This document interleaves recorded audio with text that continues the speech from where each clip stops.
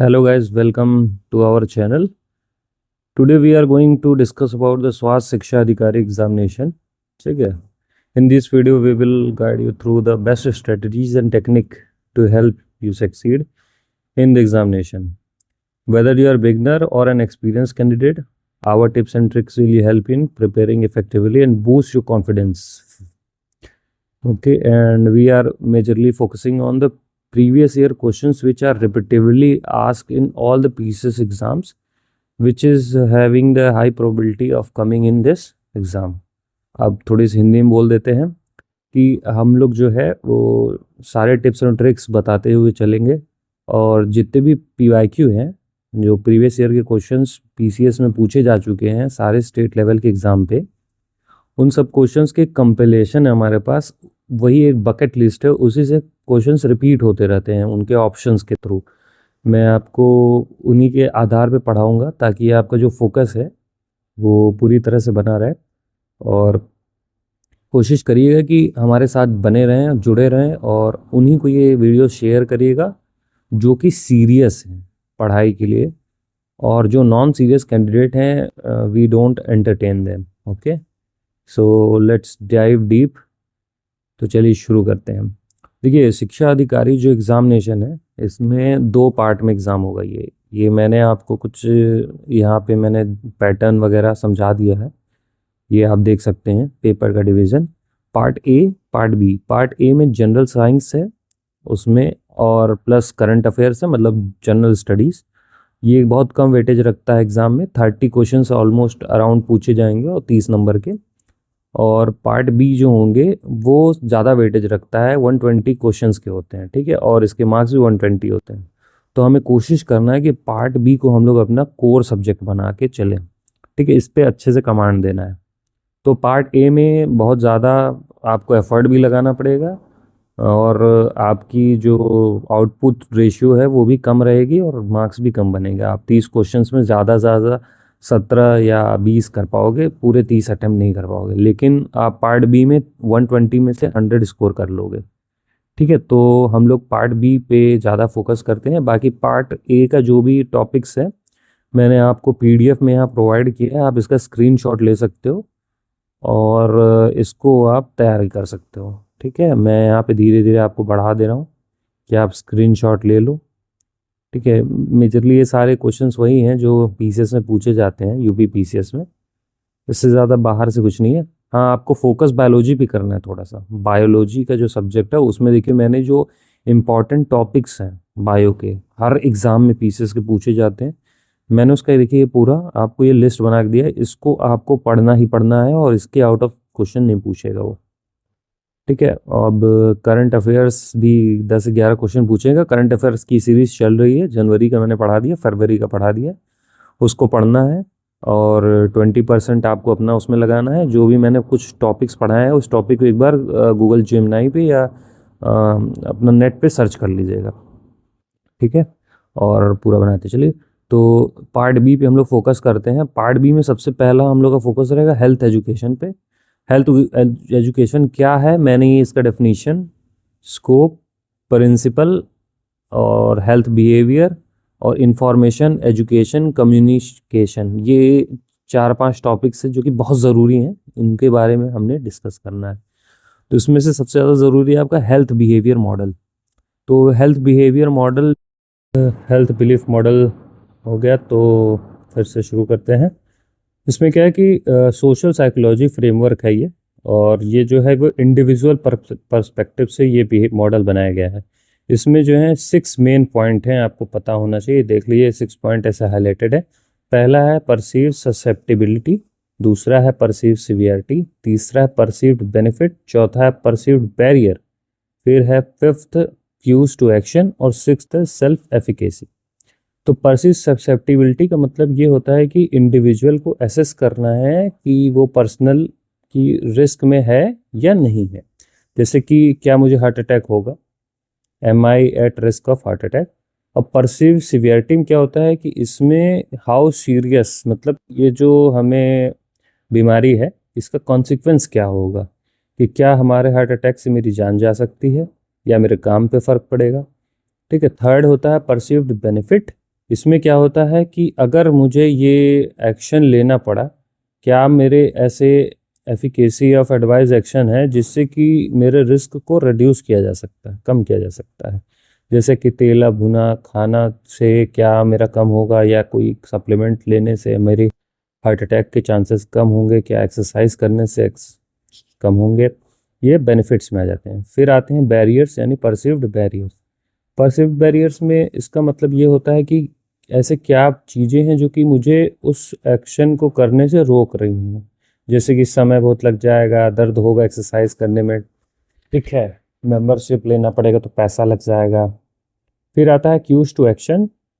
इसमें क्या होता है कि जो भी कोई डिसीजन मेकिंग है उसको कोई एक आदमी हम लोगों को ट्रिगर कराता है, करने पे मजबूर करता है। जैसे डॉक्टर मोबाइल स्क्रॉल कर रहे हैं तो मोटिवेशन आ गया हेल्थ का। फिर फैमिली मेंबर्स कह रहे बहुत मोटे होते जा रहे हो, हेल्थ अटैक आ जाएगा, हार्ट अटैक आ जाएगा। तो ये होता है एक्शन के स्टिमुलाई। फिर आता है सेल्फ एफिकेसी।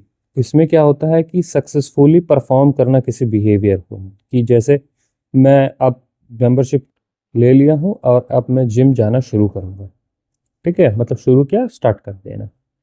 तो ये है आपका। अब एग्जाम्पल के थ्रू हम लोग देख लेते हैं कि एक फ्लू का वैक्सीनेशन कैसे काम करता है। देखिए कंस्ट्रक्ट क्या है, इंडिविजुअल का मेंटल प्रोसेस शुरू होता है, फिर ससेप्टिबिलिटी होती है कि काफ़ी लोगों को मेरे ऑफिस में फ्लू है तो क्या मुझे भी हो जाएगा। फिर सीवियरिटी आता है कि अगर मुझे फ्लू हो गया तो ये कितना खतरनाक होगा। फिर बेनिफिट आता है कि मान लो ये शॉट लेने लिया तो क्या ये 60% हेल्दी है, तो क्या मैं हेल्दी रहूँगा या नहीं रहूँगा। फिर आता है बैरियर, कि शॉट लेने के लिए मुझे कितनी दूर जाना पड़ेगा क्लिनिक्स को अप्रोच करने के लिए। फिर आता है क्यूज टू एक्शन, कि अगर फ्लू का शॉट्स लेते हैं यहाँ पे तो लोकल फार्मेसी पे ही ले लेते हैं, ठीक है, कौन उतनी दूर जाए।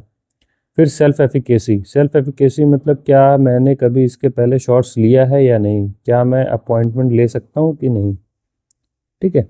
अब वाई यूज़ दिस मॉडल। अब ये मॉडल क्यों हम लोग यूज़ करते हैं, क्योंकि ये मॉडल आइडेंटिफाई करता है believes in lacking in a community. Example low severity और परसेप्शन, सो कैंपेन के अंदर एग्जैक्टली डेट गैप। मतलब कि लोग इग्नोर कर देते हैं काफ़ी लोग कि ये क्या, ये इसके वजह से मुझे दिक्कत होगी या नहीं होगी। इस इग्नोरेंस को दूर करता है ये मॉडल, ठीक है। फिर दूसरा बिहेवियर में चेंज लाता है, और तीसरा सिंप्लिसिटी। ये बहुत जल्दी मतलब इमीडिएटली साइकोलॉजिकल फैक्टर्स को तुरंत वो एड्रेस करता है। तो इसलिए ये इंडिविजुअल के लिए होता है, ठीक है। अब हम लोग बात करते हैं पीयर टू पीयर मॉडल पे। अब हम लोग बात करेंगे प्रीसीड प्रोसीड मॉडल का। इसको दिया गया है किसने, ग्रीन एम क्रूटर ने। इसका फोकस क्या है, कॉम्प्रिहेंसिव कम्युनिटी प्लानिंग। ऊपर वाला जो हम लोग ने पढ़ा था वो था आपका इंडिविजुअल पर्सपेक्टिव से, ये कम्युनिटी को फोकस करता है, ठीक है। इसमें क्या है, कोर लॉजिक क्या है कि जैसे कि 3 चरण में, मतलब 3 स्टेजेस में ये काम करता है। पहला होता है प्री डिस्पोजिंग, सेकेंड होता है एनेबलिंग रिसोर्स, और थर्ड होता है तुम्हारा री। तो प्री डिस्पोजिंग मतलब होता है कि जो आपका नॉलेज बिलीफ वैल्यूज़ हैं इसको प्री डिस्पोजिंग कैटेगरी में डालते हैं। फिर एनेबलिंग क्या होता है कि रिसोर्स और स्किल क्या है, एक्सेसिबिलिटी। फिर री होता है कि पीयर सपोर्ट और family influence, best for designing long term community health program. इसीलिए इसको सिटी वाइड कैंपेन में यूज़ किया जाता है। एग्जाम्पल बेस्ट मैं आपको पुट करके दिखाता हूँ। प्री डिस्पोजिंग, सबसे पहले हम लोग चलिए वैक्सीन पे ही आ जाते हैं, जो ऊपर हम लोग डिस्कस किए। वैक्सीन के केस में क्या होता है कि प्री डिस्पोजिंग, आपका वैक्सीन आपको लगवाना है, ठीक है।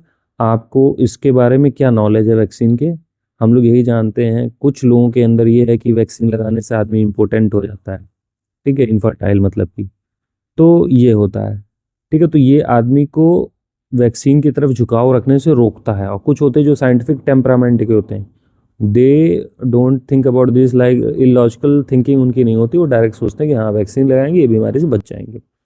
फिर एनेबलिंग क्या होता है, एनेबलिंग होता है कि वैक्सीन लगाने की जो रिसोर्स और एक्सेसिबिलिटी है वो हमें मिल रही है कि नहीं, यानी कि पैसा है हमारे पास, या मेरे पास खुद स्किल है जिससे कि हम अपने से ही लगा लें वैक्सीन, ठीक है। तो ये हुआ एनेबलिंग। अब होता है री। री क्या होता है कि कोई फैमिली मेंबर आपको उचकाता है कि आप भाई वैक्सीन लगवा लो। जैसे मोदी गवर्नमेंट है, उनका कैंपेन चल रहा है कि भाई आप लोग लगाओगे तो आपको इंसेंटिव मिलेगा, आप इस वजह से आप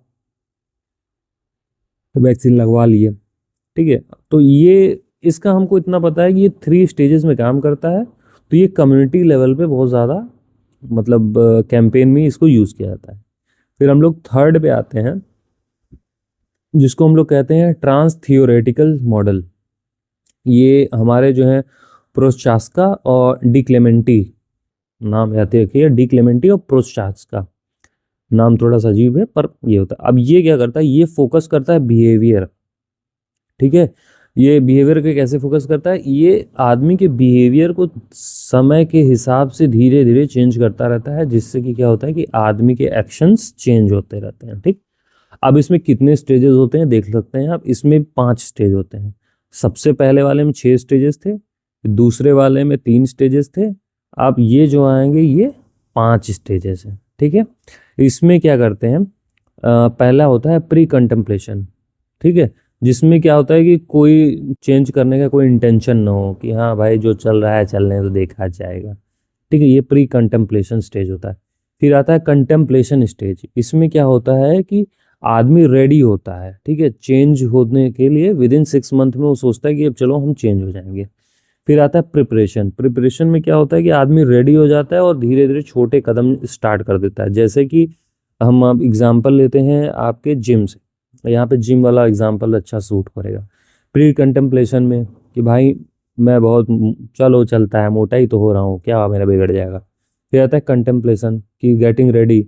अब फिर हम लोग क्या होता है सोचते हैं कि नहीं यार जिम तो कर ही लेना चाहिए, बहुत लोग बोल रहे हैं ये भी जा रहा है वो भी जा रहा है तो मुझे भी जाना चाहिए। फिर आता है प्रिपरेशन। प्रिपरेशन स्टेज में कैसे होता है कि रेडी हो गए हैं जिम के लिए, हमने इक्विपमेंट्स खरीद लिए, मेंबरशिप ले लिया, ठीक है, और थोड़ा बहुत जा भी रहे हैं जिम। फिर आता है एक्शन। क्या होता है, जब हम एक्टिवली किसी बिहेवियर को करने लगते हैं तो उसको कहते हैं एक्शन। तो एक्शन क्या होता है कि अगर जैसे मान लीजिए हमने 6 मंथ तक जिम जाना चालू रखा तो ये एक्शन में काउंट होता है। ठीक है, मतलब चेंजिंग। और फिर आता है मेंटेनेंस। मेंटेनेंस क्या होता है, मेंटेनेंस में क्या होता है कि जो हमने एक्शन लिया है ये प्रोलॉन्ग कर गया।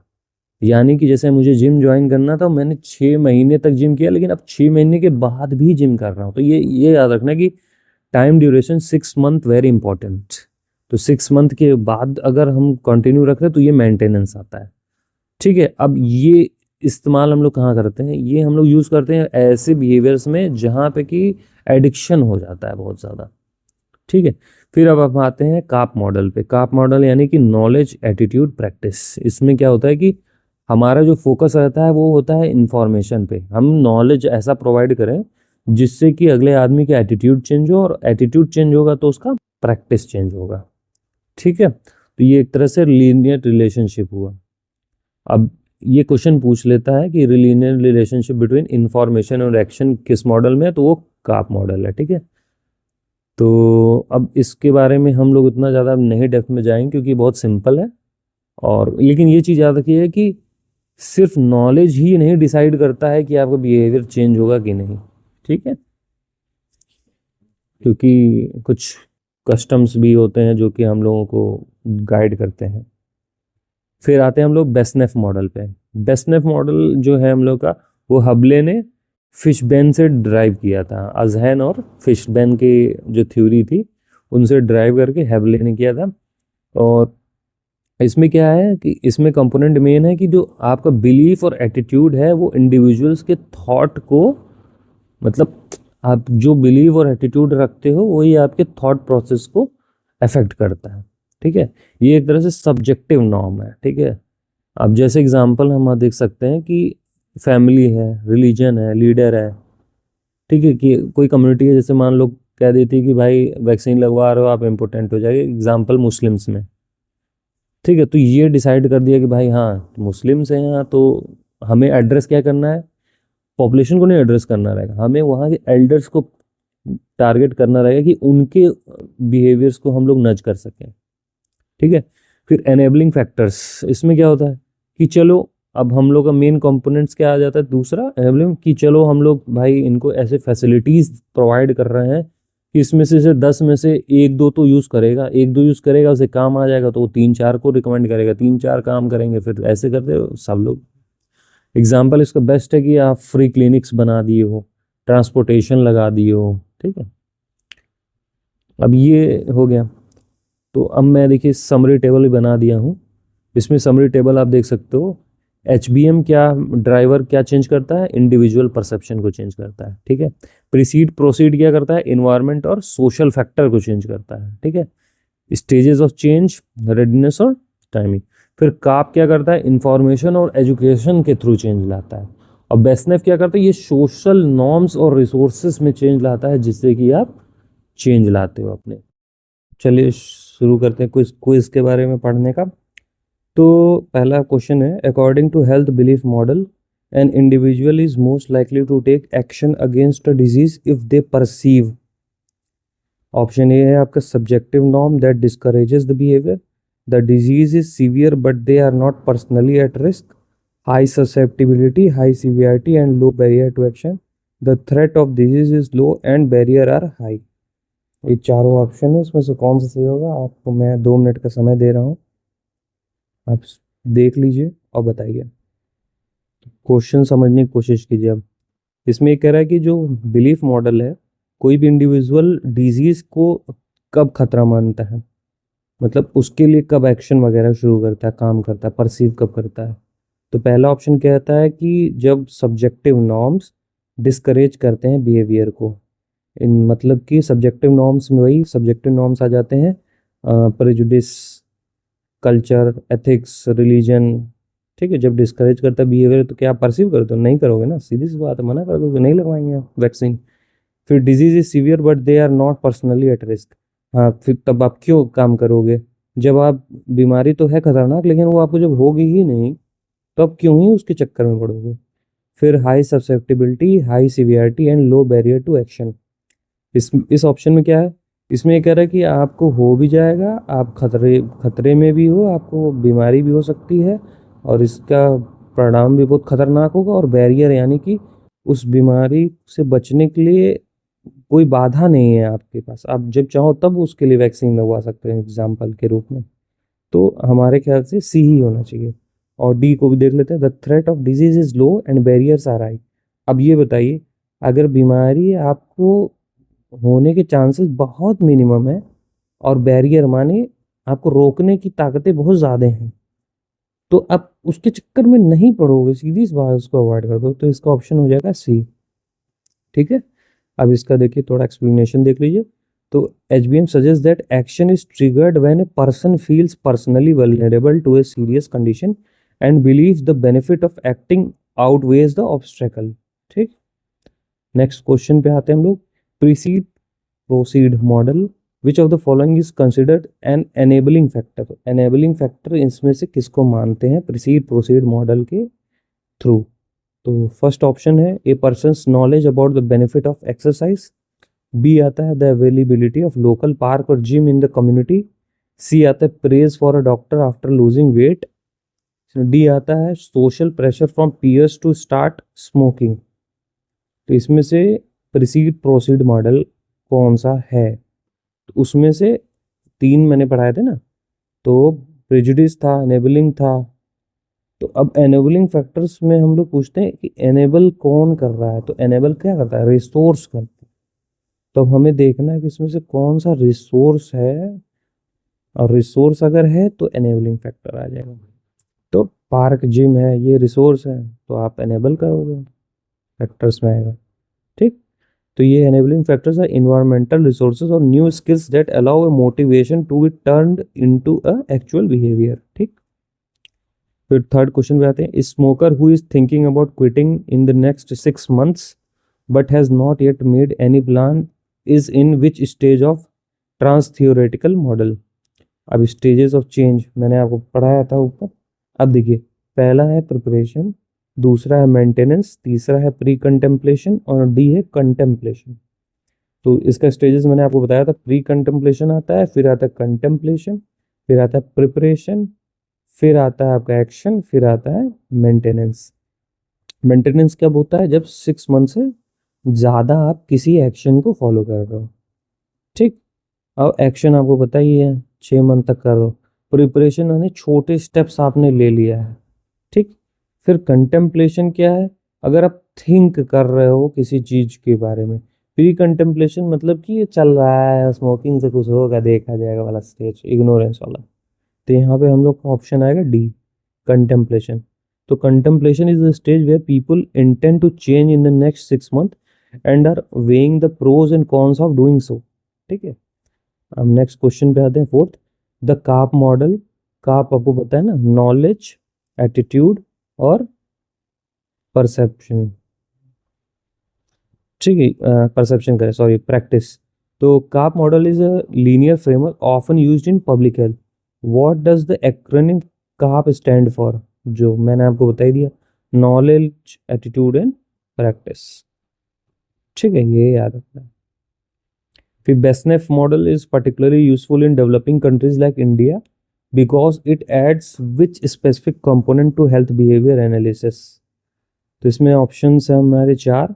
ए है subjective norms and enabling factors, B है स्टेजेस ऑफ एडिक्शन, सी है 3 स्टेजेस ऑफ पॉजिटिविज्म, डी है जेनेटिक प्रीडिस्पोजिशन। तो बिजनेस मॉडल क्या है? Specific component of health behaviour analysis में क्या है? तो इसमें हम लोग का क्या होगा ऑप्शन, सोच लीजिए। तो इसमें हमारा सबसे सटीक बनेगा A, subjective norms and enabling factors. तो बेसनेफ का हमने पढ़ा ही है आपको कि बेसनेफ में मेन फोकस हम लोग देते हैं क्या इस मॉडल में, जो सब्जेक्टिव नॉर्म्स और फैक्टर्स होते हैं, एनेबलिंग फैक्टर्स। ठीक है, वही हमारे बिहेवियर को डिटरमाइन करते हैं। नेक्स्ट पे आते हैं sixth. Which model has developed by Rosenstock in 1966 to explain why people were not participating in tuberculosis screening programme. Health belief model BASNEF Rosenstock का। ठीक है, ये सबको याद होना चाहिए, अभी हम लोग डिस्कस किए थे। फिर in the trans theoretical model maintenance is defined as having successfully sustained behaviour change for at least how long? Maintenance, अब देखिए मेंटेनेंस अभी हमने बताया था, तो 6 मंथ्स। ठीक, नाइन्थ में आपका आ जाएगा, ninth question. A community health worker gives a lecture on hand washing. Afterward, a villager says, I believe it's important, but I have no soap. This is a failure of which factor in the Besneff model? ये enabling factor का failure है। ठीक है, अब हम लोग बात करते हैं 10th। Why is precede proceed model considered more comprehensive than HBM और CAP model? क्यों होता है? Because it works backward from a desired outcome to identify the multiple causes of health problem. याद रखिएगा प्रोसीड प्रोसीड में क्या scene है। It starts with the quality of life and works backward through health and behaviour to identify predisposing in policy factors. ठीक है, ये options भी देख लीजिए आप, ये कॉम्प्रिहेंसिव है। एक्यूरेसी 80% है क्योंकि मैं जल्दी जल्दी में गलती से क्लिक कर दिया। ठीक है, ओके, कुछ क्वेश्चंस और देख लेते हैं, 5। In the context of Besneff model, if a rural community recognizes the need for family planning, but the local religion leader speaks against it, which specific component is acting as a barrier? यहाँ पे barrier कौन है? सीधी सी बात है, subjective norms। ठीक है, subjective norm, belief, thought process, ये सब religion आ जाते हैं, याद रखिएगा। जहाँ ऐसा कुछ दिखे तुरंत subjective norm ठोकिए। फिर a patient has successfully quit tobacco for 8 months. However, after stressful event at work, they had one cigarette. According to the trans-theoretical model, how should this event be categorized? ठीक है, इसमें क्या है? The patient has permanently returned to pre-contemplation stage. The patient is still in the maintenance stage because it was only one cigarette. This is a relapse that may require the patient to recycle through earlier stages like preparation or action. The patient has reached the termination stage। तो इसका जो main answer ये आपका रहेगा। तो ये तो पहली बार गलती की है, तो हमारे ख्याल से इसको रहना चाहिए सॉरी, ये हमारा हो जाएगा C. This is a relapse that may require the patient to recycle through earlier stages like preparation of action. इसका explanation देख लेते हैं. Relapse is a common part of the model where individuals move backward but can use the experience to learn and move forward again. ठीक है. In a health belief model, a cue to action is essential for moving a person from thinking to doing. Which of the following is an example of an internal cue? A family member's advice to start eating more vegetables, seeing a television advertisement about the dangers of high blood pressure, feeling a sudden persistent chest pain that cause worry about a heart attack, receiving a postcard from the clinic reminding you of a checkup. अब यहाँ पे क्या है, Q of action है, मतलब ठीक है. तो यहाँ पे इंटरनल क्यू की बात हो रही है. इंटरनल में तो देखो, ये पोस्ट कार्ड मिल रहा है तो ये इंटरनल नहीं हुआ. टेलीविजन से मिल रहा है तो ये बाहर से आ रहा है. ये भी फैमिली मेंबर एडवाइजर है, ये भी बाहर ही दिख रहा है. Feeling sudden persistent chain that causes worry about inter. अब आपको अंदर से दर्द हुआ है तो अपने ही शरीर में प्रॉब्लम हो रही है, तो इसका यही आंसर होगा, इंटरनल प्रॉब्लम. फिर N HEO notices that the despite having full knowledge and a positive attitude towards latrine use, villagers do not use them because they are too far from the homes. In the proceed frameworks, which assessment would have identified this specific issue?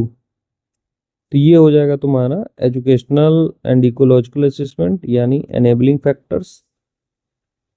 यहाँ पे reinforcing assessment, genetic assessment, policy assessment. Genetic तो होगा नहीं. Reinforcing assessment हो सकता है आपका, educational and ecological assessment भी हो सकता है.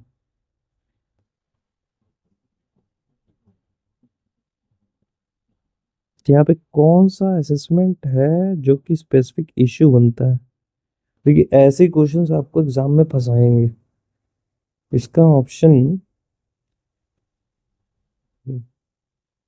ऑप्शन पॉलिसी असेसमेंट होना चाहिए. तो इसका ऑप्शन होगा, सॉरी, एजुकेशन इकोलॉजिकल असेसमेंट. इसमें क्या है, the distance to latrine is an environmental barrier that enables or disables the behaviour categorised under the ecological assessment. बिल्कुल सही, ध्यान नहीं दिया. ठीक, चलिए, खत्म होता है आज की